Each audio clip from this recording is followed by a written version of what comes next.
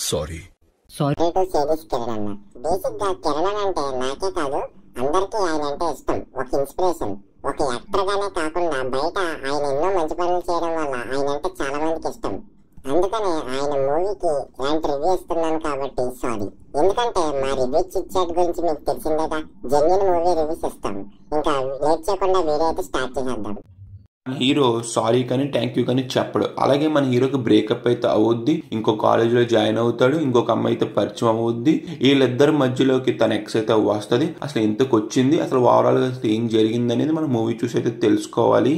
Overall గా movie చూసాక నాకు ఎలా కనిపించింది చెప్పే కన్నా మా టామ్ గడ్ చెప్తాడు, అసలు వినండి.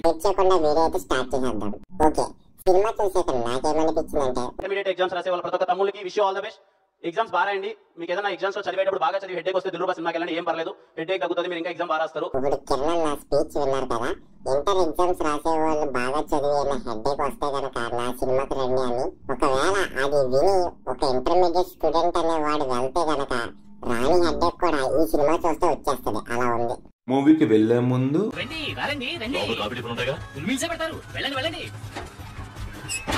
మూవీ నుంచి వచ్చేసాక మూవీకి బిగ్గెస్ట్ ప్లస్ ఎవరంటే శామ్ సీజ్ ఒక బీజం. లవ్ సీన్స్ లో కానీ, ఎమోషన్ సీన్స్ లో అండ్ యాక్షన్ సీక్వెన్సెస్ లో చాలా బాగా అయితే అనిపించింది అబ్బాయి బీజిఎం అనేది.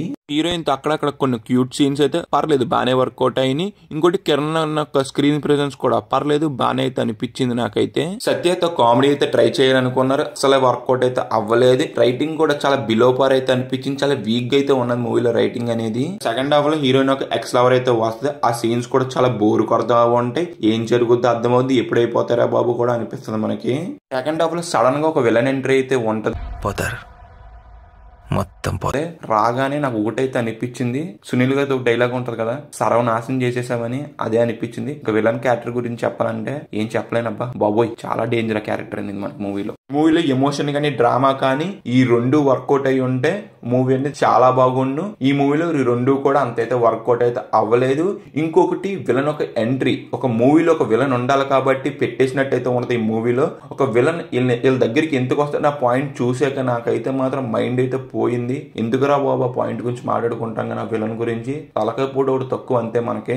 ఇదేంటి ఇంత నెగిటివ్ గా రివ్యూ చెప్తున్నాడు అనుకుంటున్నారా? నాకు కిరణ్ అన్న మీద ఎప్పుడు రెస్పెక్ట్ అయితే ఉన్నది, ఎందుకంటే తన ఒక 10 మందిని ప్రతి ఇండస్ట్రీకి తీసుకురావాలనుకున్నాడు. ఈ పాయింట్ అన్ని బాగున్నది, కానీ తన దగ్గర నుంచి ఇలాంటి మూవీస్ అయితే నేను అస్సలు అయితే ఎక్స్పెక్ట్ చేస్తలేదు. కాకి ముందు అన్ని మూవీస్ ఎలాంటివో చేసేసాడు, వదిలేసాం. మళ్ళీ తర్వాత కూడా మళ్ళీ అదే ఫార్మేట్ కి వచ్చి మళ్ళీ ఇలాంటి మూవీస్ చేస్తే ఎలాగుంటుంది చెప్పండి? చూసే వాళ్ళకైనా ఇంట్రెస్ట్ అయితే పోద్ది కదా. ఎందుకంటే కిరణ్ అన్న ఒక మార్కెట్ అయితే క్రియేట్ అయితే చేసుకున్నాడు, తర్వాత మళ్ళీ అదే మార్కెట్ అయితే మళ్ళీ కూలిపోద్ది. ఎందుకు ఒక మంచి మూవీస్ తో రావాలనికైతే నేనైతే అనుకుంటున్నాను. ఇంక ఇదిగా ఈ దిల్రుబా గురించి నా రివ్యూ అయితే. రివ్యూ ఇప్పటి వరకు చూసారు కాబట్టి నచ్చితే మాత్రం ఛానల్ అయితే సబ్స్క్రైబ్ అయితే చేసి, వీడియోని అయితే లైక్ చేసి, అలా కామెంట్ సెక్షన్ డిస్క్రిప్షన్ మన ఇన్స్టాగ్రామ్ లింక్ కూడా ఉన్నది. కంటెంట్ ఒకసారి చెక్ చేయండి, వర్క్ అనిపిస్తే ఫాలో కొట్టి అందులో కూడా చిన్న సపోర్ట్ అయితే చేయండి. Thanks for watching. జై హింద్.